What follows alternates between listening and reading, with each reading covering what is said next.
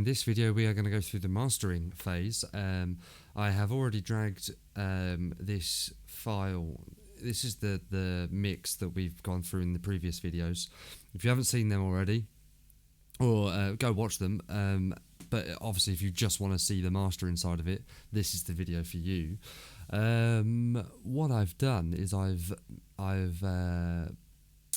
bounced that mix track that we had in the previous video out, but what I've done is I've mixed it at -6 or 7 dB at its peaks. So if I just show you what it's doing here. Time.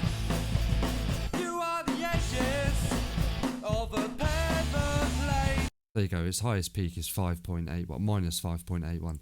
Now that's important because we're going to be adding some VSTs in there. And we want headroom for them to work. And we obviously the aim is to get it at 0 dB, or at least -0.1, and so it's not clipping all over the place. If this was already maxed out, I'd have no room to work with any VSTs that I'm about to add on the mastering bus. So what we're going to do, of course, I've bounced that back into here. I'm going to... First thing I'm going to do is, you saw me do this in the vocal video, is add this EQ. I love this EQ for mastering. So if I'm going to load a program. I've got a default called Midweek Go-To. It's my go-to settings. See all those settings change. This is just as it is now. If we just have a listen.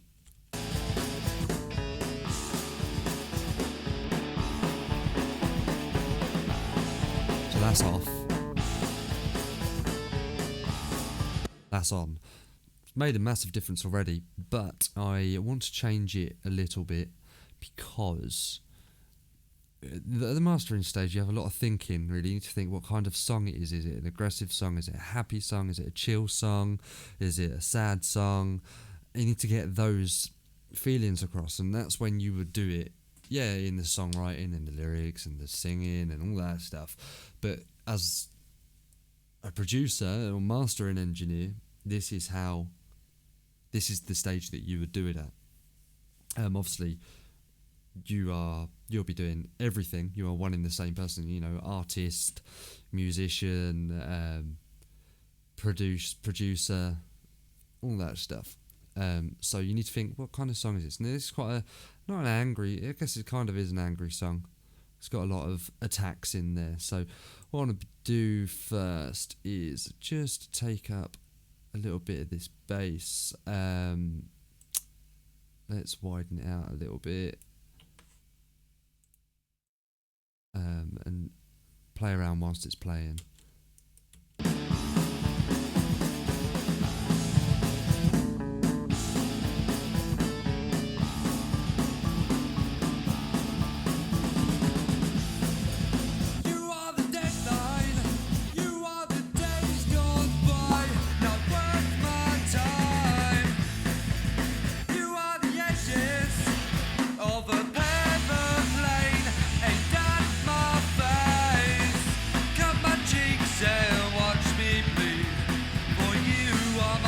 Right, okay, so what I've done there is I've added this for a bit of depth in the song, and I've widened and boosted this section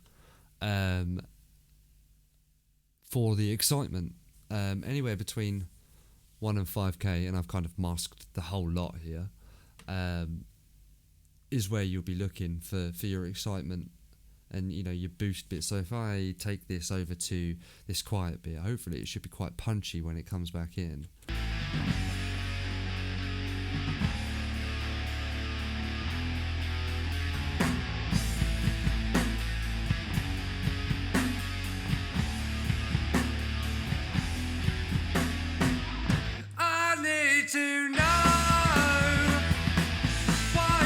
Yeah, that was good. What I'll do is I'll do it before and after.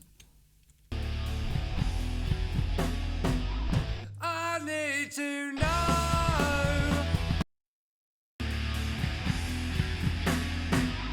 I need to know. much better. Obviously, there's a little bit of reverb in here. Now, when I did the vocals, I put a bit of reverb on it, but remember I turned it all the way down, so you could only really, it was only doing the tiniest bit of work. That's because I knew that in the mastering stage, I'm going to add a little bit of reverb in here, just to glue everything a little bit together, you know. So I didn't want too much. I didn't want the vocals to end up having too much reverb on them. So I'm going to leave that as that is for now. I might come back to it, but the second thing I'm going to do is add an exciter. Now, one that this tube amp here, I keep dropping it below this. Ignore this recorder. This is just so you can hear what I'm playing. Now, this is it. Basically, what they used to do with recordings, they used to take it through your analog devices, but they used to deliberately clip it, deliberately gain it just a little bit, so it will give you. So it will push the quieter things up and give you a little bit of distortion. I don't know, it just adds a little bit of grain to it. So what I do, I literally just go to this master maximizer, turns up the drive. That's all I do to that. And we'll listen. Well, let's listen to it off first.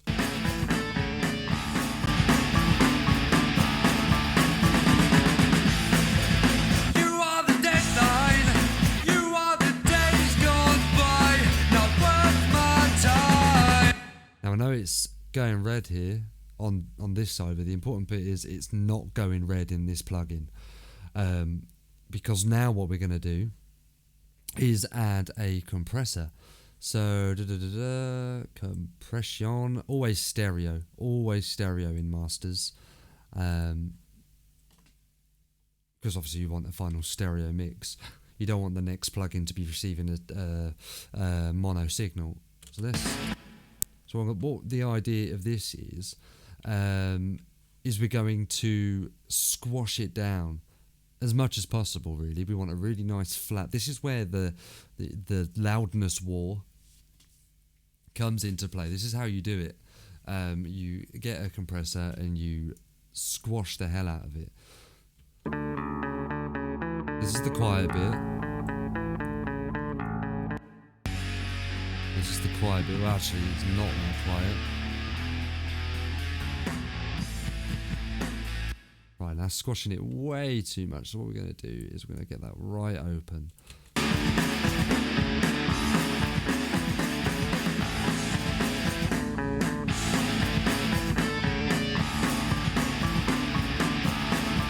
And what we want to do here is turn this attack down a bit. And then you can mess around with the release to taste, because you'll notice it with the drums, how punchy your drums are. I mean, if you turn that right down, your drums will be quite punchy, to be honest. Let's do this. So.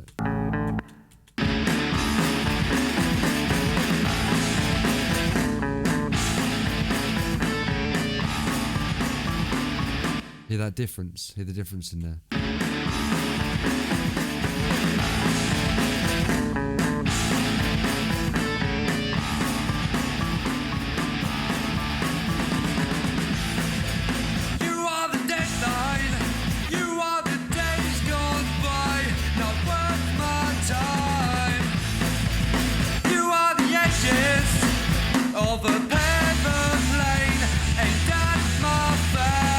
You want to be getting this light line fairly uniform across the board. As long as these dark lines aren't near these limit lines, you'll be fine with clipping.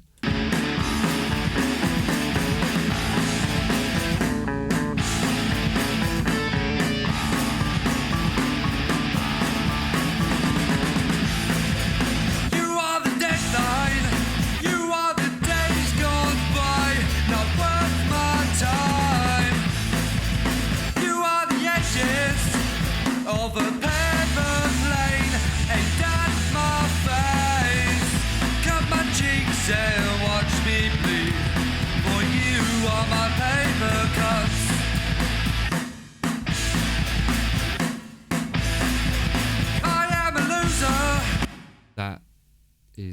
good enough for now. Let's pretend that we did that exactly how we like it. And the last thing that I'll do, obviously you'll spend a longer time mastering your tracks, and what I would suggest is once you've mastered one track, get it to exactly how you want it to be. Spend a lot of time on one track. Then, when you're mastering another track, whack it in here. I mean, I wonder if I can find one. To take one from one of the last album, Death Stairs, Mastered, Chopped Up ones, and Cake was one of the better ones. Now look at this signal compared to that one, because this one is mastered, so a lot more squashed.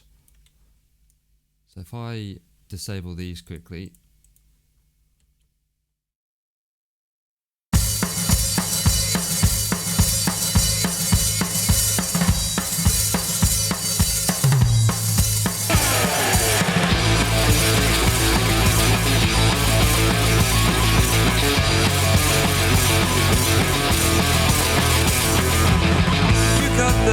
I'll cut the cake, I'll pay for all of your mistakes. You tell me when you're out of town, I'll tell the police you're not around. I'll sing my songs, I'll sing for you.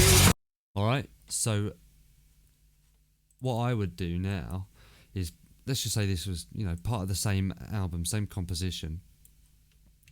I would mute this one, listen to this.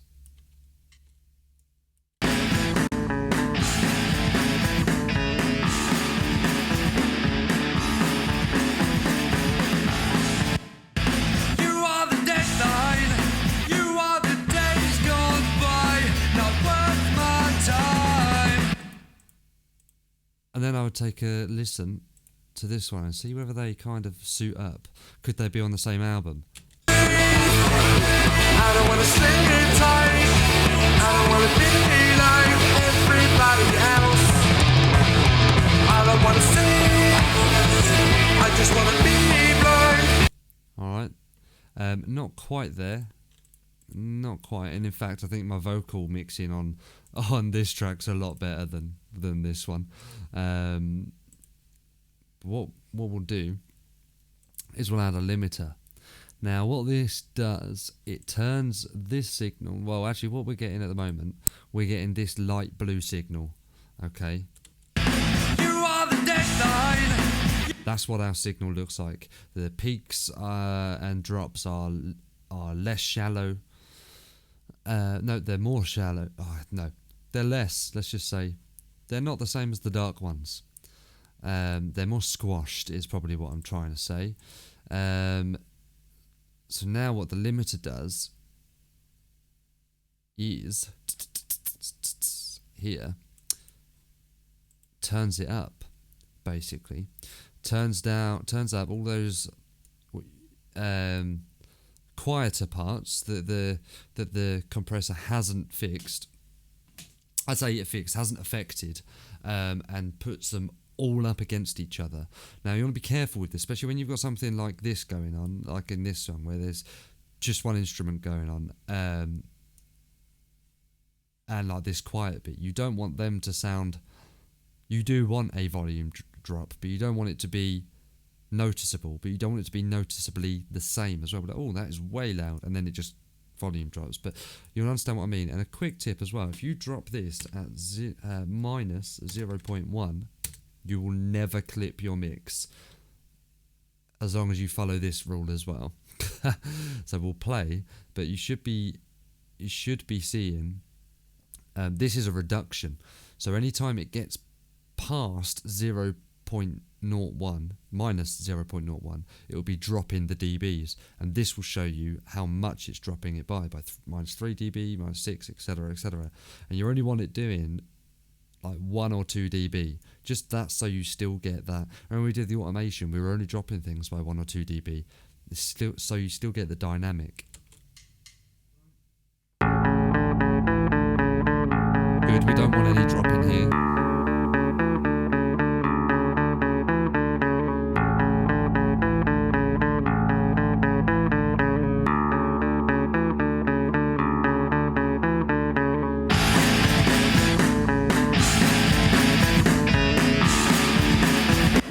can squash that up a bit more. I'm gonna go crazy and go to 7. Now hopefully this should be too much. You are the deadline. You are the days gone by. Not worth my time. You are the. There we go. So that's basically, you want it on every single snare hit. If you've got a snare in there and you want your snare loud, that will stop it from going out of control. I mean, that's just the way I judge it. Is if the snare is just clipping it, and I know that's the loudest thing in the song, that's good. So nothing else is going to be too loud. So if I go here, hopefully you shouldn't see much activity here at all.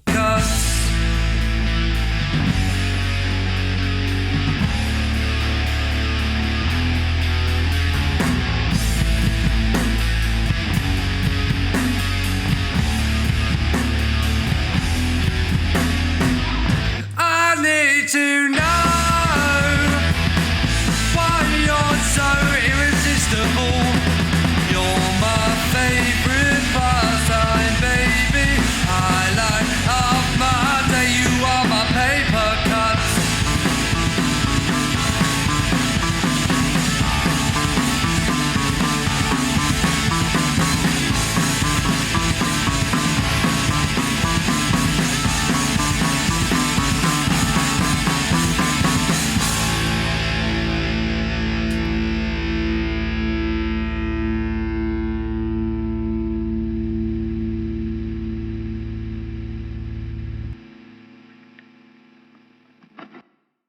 Cool. So what I will now do is just compare it again to this track. Let's mute this one. We've just listened to it. Let's get rid of these because otherwise we'll blow our ears off.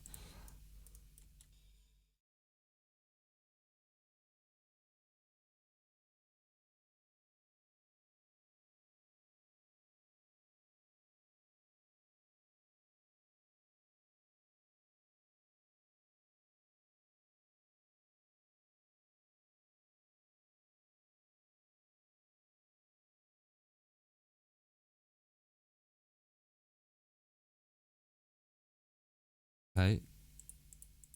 Keep that song in mind. Oh, was that? Hang on.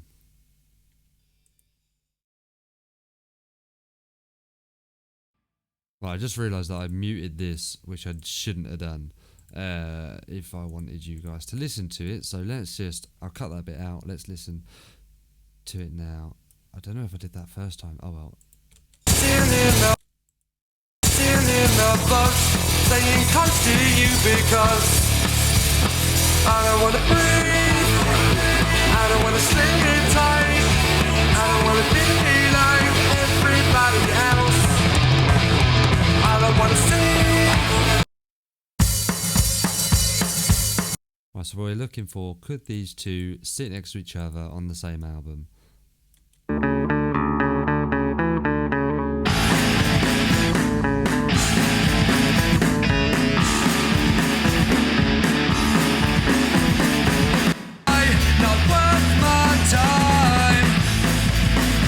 Wow, I think this is even better than this one, actually.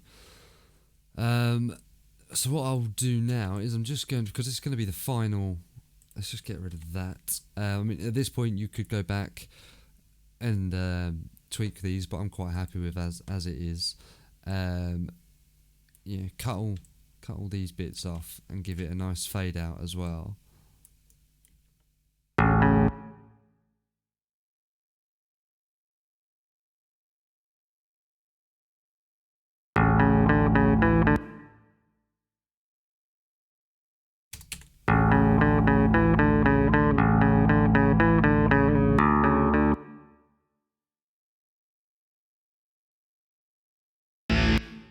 Let's do some counting, shall we?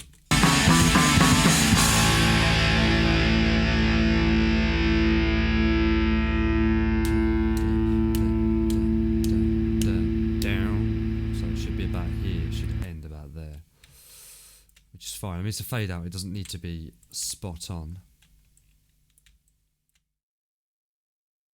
Take that all the way to the last note and see what that sounds like.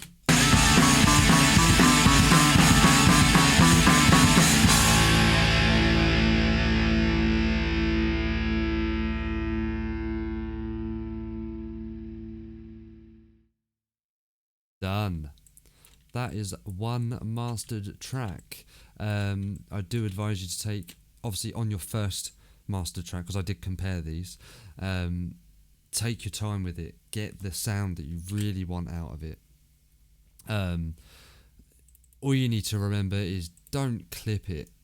If you have that limiter set at, that limiter is set at -1 dB, it will not go above it. What you can do is you can make it too squashed. So if I turn, this is at 5.3. If I turn that to look,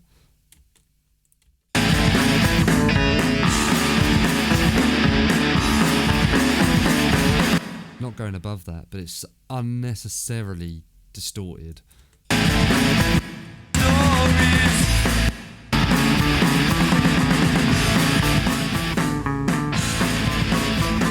More dynamics. There's no dynamic if it's all the way up there. It's as loud as it can be all the way through.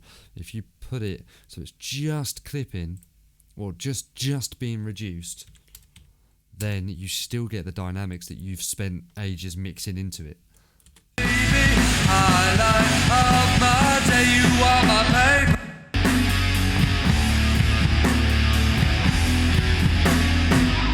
I need to know why you're so irresistible. Alright, done. For this video, it is over and out. We have mixed and mastered one full track. What I will do is I will put that song was from my second album, well, our second album that I mixed, recorded, and did all that shit all myself. So check that out, I guess, for some, it's if you're not sure whether you want to do this for free or you think, oh no, do you know, I'd rather spend some money on it. Have a listen to that and see, oh, actually, I could probably do that as well for free, so yeah, I'll put a link in that in the description. I'll put links for all of these in there as well. If there's anything you get stuck with, obviously give us a comment as per usual, and I will get back to you and give you my best advice. I can't say how accurate it will be, but hopefully any advice is better than none. So thanks for watching this series. I will be doing a similar thing with different songs, different types of songs as well, and I'll be doing a whole how to do the recordings session as well. Like where mic placement and inputs and things like that. This can be your one-stop shop for all of your DIY bandy stuff. So till next time.